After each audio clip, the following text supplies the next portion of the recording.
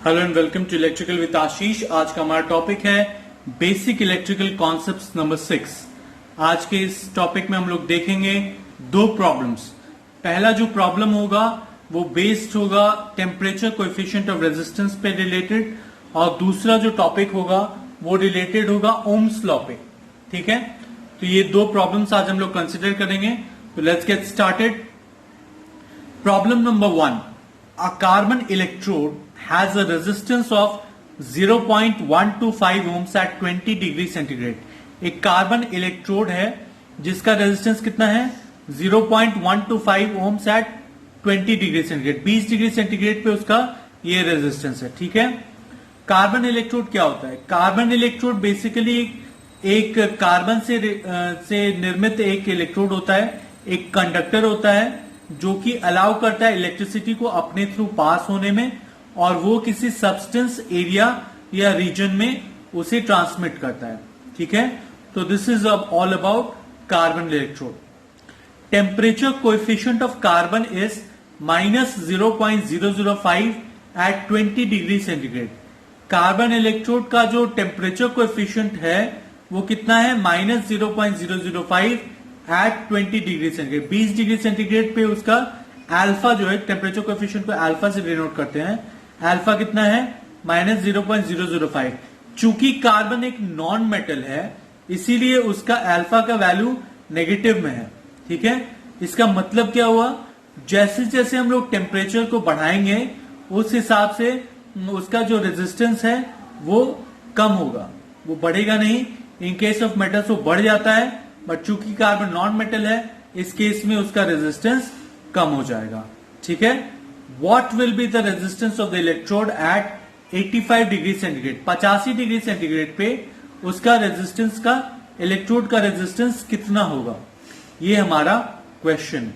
ठीक है, तो हम लोग देख लेते हैं, इसके बैकग्राउंड के बारे में थोड़ा स्टडी कर लेते हैं। R T is equal to R naught into 1 plus alpha T. किसी भी टेम्परेचर टी पे किसी भी मटेरियल का जो रेजिस्टेंस है R T is equal to R naught into 1 plus alpha T. R naught resistance at 0 degree centigrade, alpha क्या है temperature coefficient of resistance, T है राइज इन टेम्परेचर। इससे हम लोगों ने डिराइव कर लिया अल्फा को। Alpha is equal to R T minus R naught divided by R naught into T.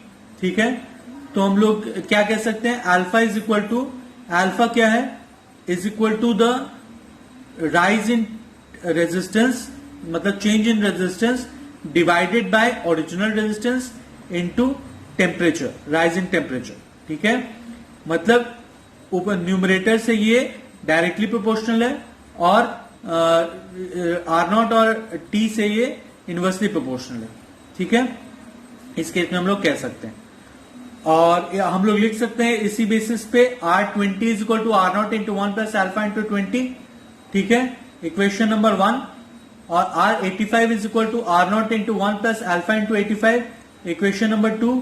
ठीक है, हम लोग को गिवन है R20 और अल्फा का वैल्यू, तो हम लोग डिवाइड कर देंगे, 1 डिवाइडेड बाय 2 कर देंगे, तो R20 डिवाइडेड बाय R85 क्या हो जाएगा, R naught into 1 plus alpha into 20 divided by R naught into 1 plus alpha into 85। Substituting the values we get R85 is equal to 0.120896446 ohms. ठीक है, तो ये क्या है, resistance of carbon electrode at 85 degree centigrade. ठीक है, I hope this is clear. Okay, let's move forward to the next problem. Problem number 2.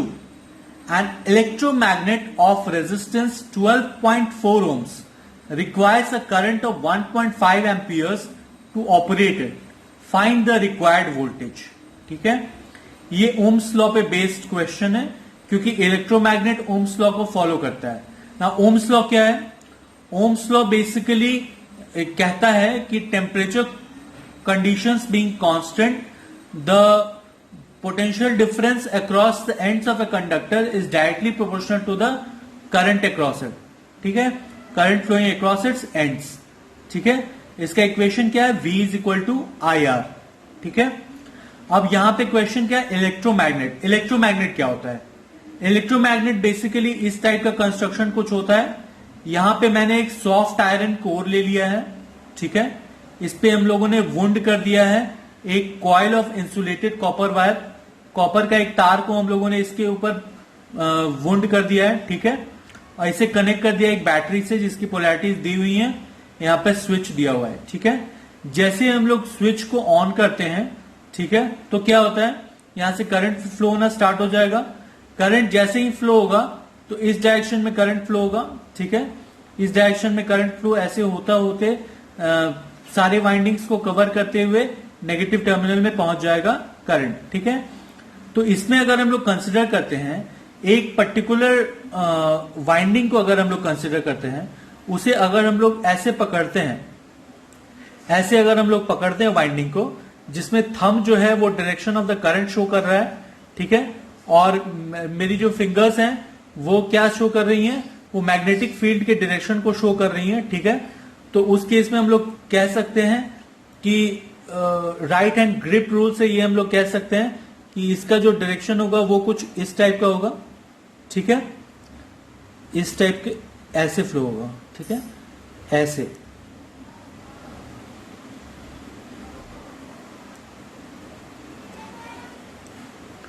ये सारी वाइंडिंग्स में होगा, मैं ऑल्टरनेट ले रहा हूं, ठीक है। तो बेसिकली ये क्या होगा, ये मैग्नेटिक फील्ड लाइंस का डायरेक्शन कुछ इस टाइप का होगा,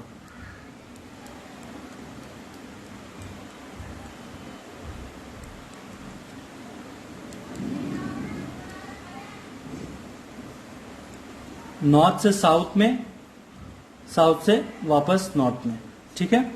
इस डायरेक्शन में कुछ फ्लो होगा, ठीक है। तो ये है ऑल अबाउट इलेक्ट्रोमैग्नेट। अब हम लोग कैलकुलेट करना क्या था, हम लोग को वोल्टेज कैलकुलेट करना था, ठीक है। वोल्टेज कैलकुलेट करना था, करंट और रेजिस्टेंस दिया हुआ है, हम लोग जानते हैं V equal to I R, हम लोगों ने सिंपली पुट कर दिया, इसका वैल्यू 18.6 वोल्ट आ गया। इस पार्ट में कुछ दम नहीं था, लेकिन चूंकि इलेक्ट्रोमैग्नेट है तो इसीलिए मैंने इस क्वेश्चन को कंसिडर किया है। आई होप आपको इलेक्ट्रोमैग्नेट के बारे में कुछ कॉन्सेप्ट्स क्लियर हुए होंगे, और I hope you like this video. अगर आपको ये वीडियो पसंद आई है तो do hit the like button and do like, share, comment and subscribe to Electrical with Ashish. Thank you very much. Have a great day. Bye bye.